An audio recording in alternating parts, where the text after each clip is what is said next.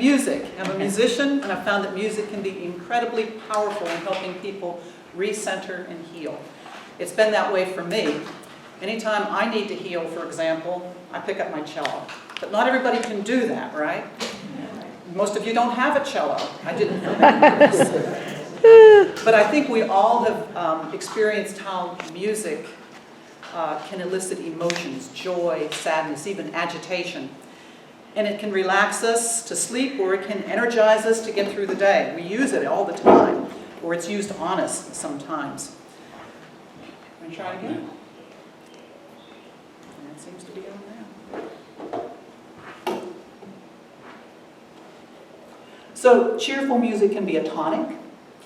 A soaring passage can pierce the heart and result in a swift recollection of joys or memories. A lament, you know what a lament is, a slower piece of music, can unfreeze emotions. It can break a dam, let feeling flow where once it was obstructed or immobilized. And I found that music can be incredibly helpful in helping people recenter and heal. It can make one experience pain and grief more intensely as well. Now, you may not think that's a good thing, but when it does, often it brings solace and consolation at the same time, and that's why it's important. And have you noticed that when music affects us the most, really the most strongly, it seems like we're listening not just with our ears, but with our whole body. Now, I'll bring it back to the cello that I play and the violin. You know, I'm feeling that vibration through my whole body, even though the sound is emanating. And if you can feel that music through your whole body, it really can have an incredible effect, not just your ears are affected. Music's used by a lot of therapists for persons suffering from dementia and depression, brain injuries resulting in a loss of speech ability, for example, as well as for hospice patients and kids with learning disorders. I have a friend who has played here several times, Margie Swint. Some of you have met Margie. And she's a music therapist by profession, so she has some incredible experiences about how music can be applied. And it can have some pretty incredible results, but at the same time, it's not a drug. And there's no guarantee that any kind of music therapy is going to work in one way or another, even though you present it and even though people receive it. For music to succeed in healing, which is what we're going to talk about here with the bowls, for music to succeed in healing, something else mysterious has to happen. Something kind of capricious has to happen. A creative impulse needs to be released, and not every music that we experience helps us release that and results in all of that. I'm not a music therapist, but I've had the privilege of having some real-life experiences with this, and a couple of them I want to share with you. My friend Margie, the music therapist, asked us to go into a senior center with a variety of Alzheimer's patients and others one time, and it was St. Patrick's Day, or that weekend, and we agreed to go and play some music, and we came and decided to liven things up with some jigs and reels, and even the oldest among them, they were tapping, and they almost, you know, even the ones in walkers, they were just moving along and getting it on. But there was one fella, and his name is Jake. Jake had been diagnosed with Alzheimer's nearly 8 years before. And for the past 2 years, he hadn't responded or interacted much at all, ever since he'd been to the center where we were. He didn't recognize his family, he didn't recognize his caretakers, he just sat there. Well, that was until we started playing a song called My Wild Irish Rose. You ever hear of it? Mm-hmm. Wild Irish Rose. You know it, I can hear it on the lips. And when we start that, Jake suddenly comes out of this coma or whatever it was that he seemed to be in. He starts in a full, clear tenor voice singing it. Well, from that we moved into the song, When Irish Eyes Are Smiling. And Jake really came to life for a bit. And he started singing that one. Oh. It was just for a bit, but it gave everyone there who had just looked at him as a body sitting there, his caretakers, his neighbors, they knew for the first time the Jake inside. And it created healing in them as well as him. Another example that I had, there was a number of years ago, a woman that I knew, she has a little boy and a special needs kid. He was a lot like an autistic kid. He'd been born with brain damage. And she was doing a birthday party for him and had invited kids whose parents brought them, of course, who were also had problems. The little boy's name was Aiden, and she asked me to come and play some music or provide some music for this party. So I brought my fiddle, but I also brought a friend. Chris, you remind me a lot of my friend, with some exceptions. I brought my friend Michael, and he played beautifully on finger-picking guitar. Now Michael had some challenges himself. Even though he was a gifted musician, he was bipolar, and he's an alcoholic, often recovering. And when Michael started playing, he sat in the corner and just started playing for the kids, quietly. And Aiden crawled, this kid was 8 years old, but he really couldn't walk, but he could kind of scoot up. He scooted up to Michael and sat right against him. And then he put his ear on the guitar while Michael just continued to play. And you could see this look of joy, as there'd been not much of a look of expression before, but a look of joy in that little boy's face. And as he played, his eyes got really wide, and we all just sat and listened and watched the tears come down Michael's face. And that's where the healing really was. And down, of course, Aiden's mother's face as well. There was a lot of musical healing that day. One more story. I've occasionally had a chance to play at Hospice Atlanta when I used to live down that way. I did some volunteer work. And one day I came to the nursing station. I had my cello with me this day. And the gals at the nursing station, I asked them, does anybody want to hear any music? A lot of people don't. They just want privacy. And they suggested going to room B27. They said there was a woman there. She hadn't really been conscious much and interacted for weeks. But her daughter was there. So I knocked on the door.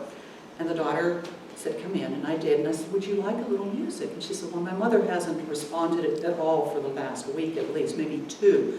But, she used to like music. So I sat there with the cello, and I don't know what I played. I played whatever was in my heart, just playing by ear, and I probably played for 10 minutes. And I didn't look up until about 10 minutes into this, and there were tears coming down the young woman's face, and there were tears coming down the older woman's face as well. It just left goosebumps on me. I played for a few more minutes and then just excused myself because it was a special moment for them, a very healing moment. I went in with no particular intention other than love, but the vibration and whatever I was playing, nothing in particular, brought her back, took away the strain, and amazing relief, amazing grace, I call it. So that leads me to the fact that there's cultures all over the world that use and have used music forever, and sound healing and meditation. And ancient civilizations in India, in Africa, the Celts, the Aborigines, the Native Americans, all of them have used sound to heal and achieve balance from within. The Tibetans still use chimes, and we have an example of one of the tools there, the singing bowl. And they use chanting as a foundation of their spiritual practice. In Bali, Indonesia, Fran, you were there not that long ago. The echoing gamelan and the gong and the drum are used in ceremonies to uplift and to send messages to the gods, right? The Aborigines in Australia and the shamanists in Greenland and the other parts of the Americas, they used vocal toning and repetitive sound vibration with special instruments that they've made, like a special drum where they can tone into that and use that for individual healing. And even the priests of ancient Egypt, they would know how to use vowel sounds to resonate the energy centers or the chakras that we have. We'll talk more about that in a minute. They understood that there was a direct link between the different parts of the body and specific sounds. The fact is, they and we know that we're all vibrating. If you've been part of this practice, you know you're vibrating. Everything in the universe is in a state of vibration. And the frequency at which an object or a person most naturally vibrates is called resonance. Okay? The bones, the organs, the chakras, all of them things in the body possess a different resonant frequency. It's going to lead me to the bowls in a second. You know what frequency is. For those of you who don't know kind of what frequency is, it's just a word to you. A string vibrates, like my violin or my cello string. It vibrates back and forth, maybe 100 times a second.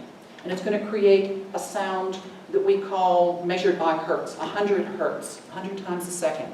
And this would be their frequency. And a slower vibration of maybe 50 hertz, 50 times a second, is perceived as a lower sound. And the higher the string vibrates, the higher sound we receive. A little bit of science there.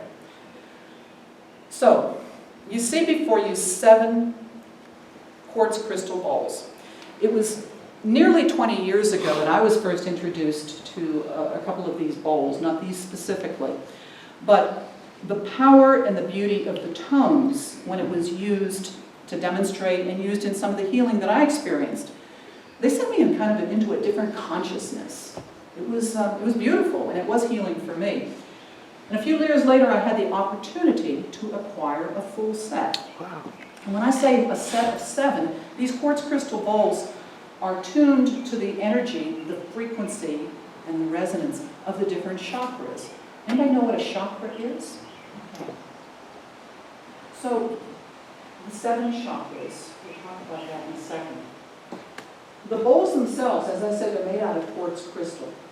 And the sound and the music that they emit is a very pure template of radiant energy. The clear crystal contains the full spectrum of light. That's just the way crystal is. That's also part of the science behind it. And the sound that each make is related to a different chakra. And as the crystal bowls are played, they emit this tone that different parts of the body are going to interact with and resonate.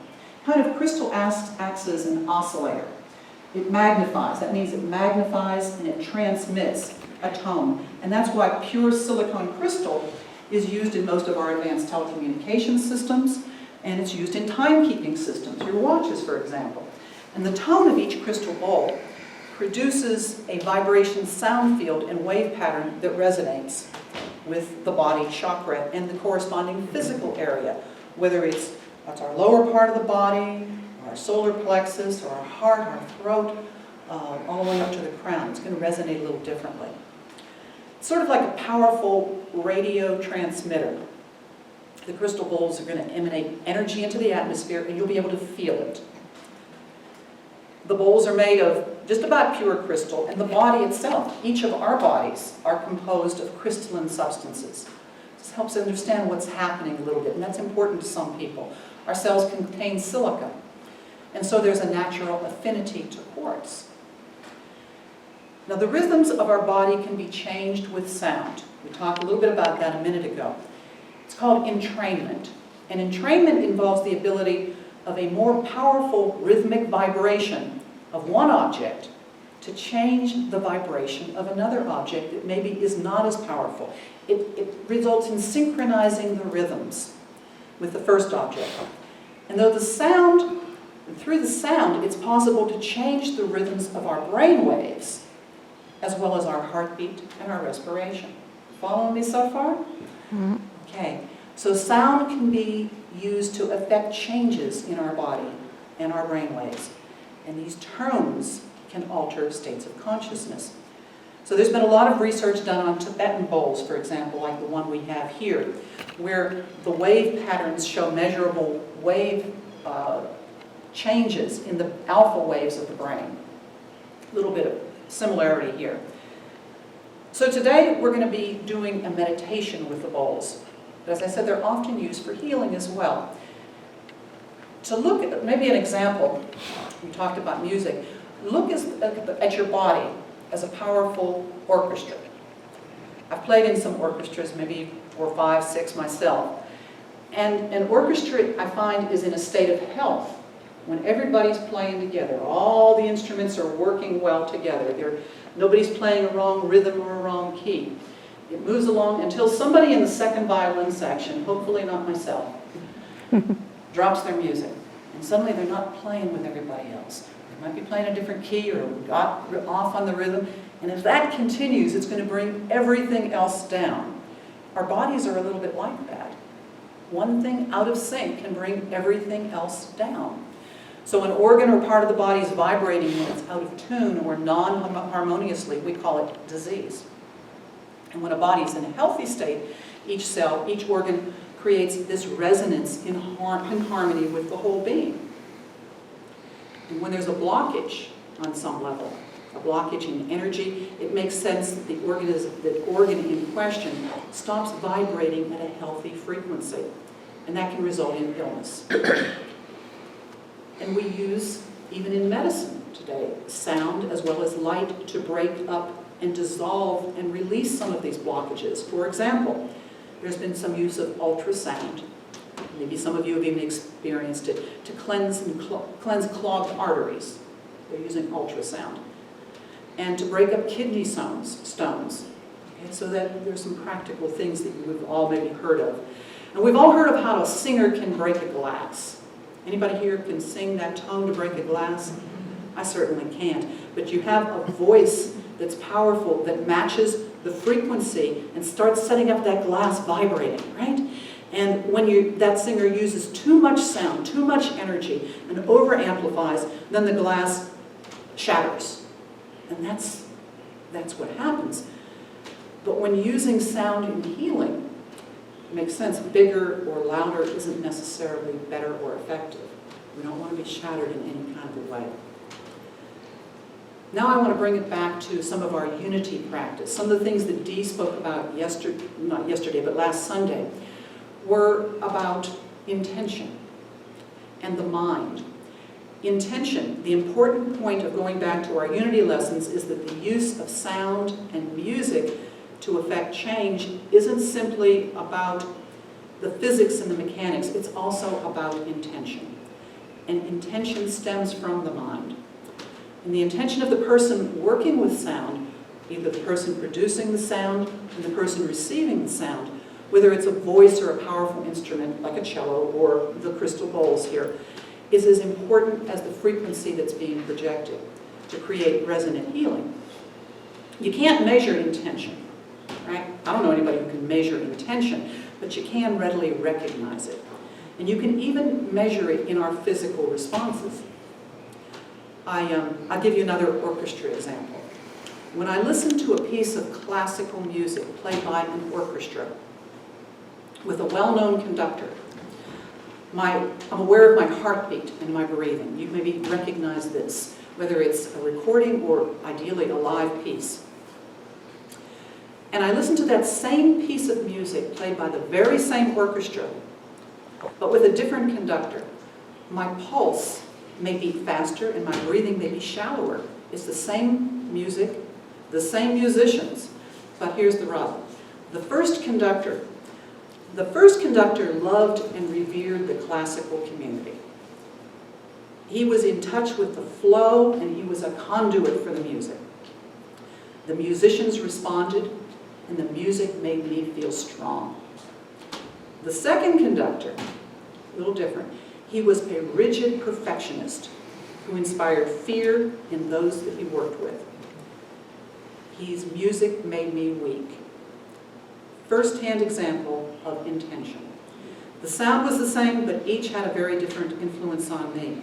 And now consider those musicians out there. And so it had an effect on them too. And even though they played skillfully in the same notes, the intention was amplified, magnified, maybe 75 times with the 75 people in the orchestra. Do you follow me on that? Okay. Now, let's listen a little bit to the bowls. Each bowl has a different tone. Play a little bit. And they're corresponding to different notes, and they're corresponding to different color vibrates as well, light vibrates. And this is the root chakra, which is represented by red.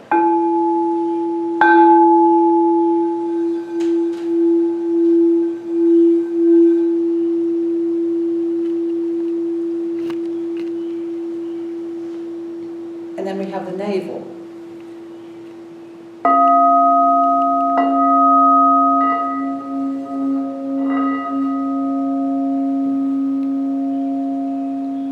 And then there's the solar plexus.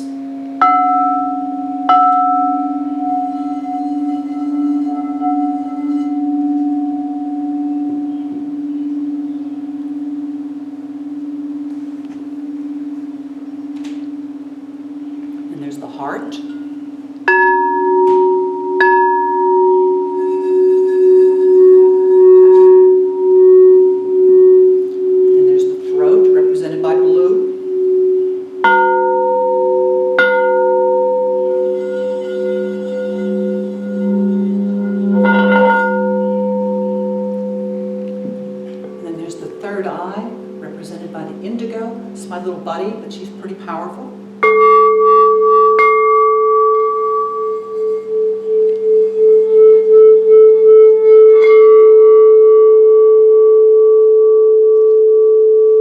finally, there's the crown chakra, represented by the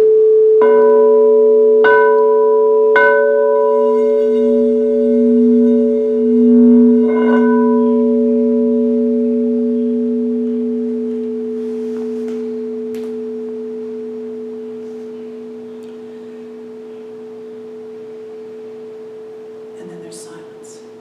And the only thing better than music is silence. If you listen to the harmonic overtones of each of these bowls, it's almost like a harmonic conversation. And if you play two bowls together, like the root and the throat, or the third eye and the solar plexus, or the crown and the navel, the harmonies you'll hear are pretty incredible. And the silence becomes even more powerful when they stop. So what I'd like to do is do a chakra meditation with the bowls. I'm going to do about 1 minute on each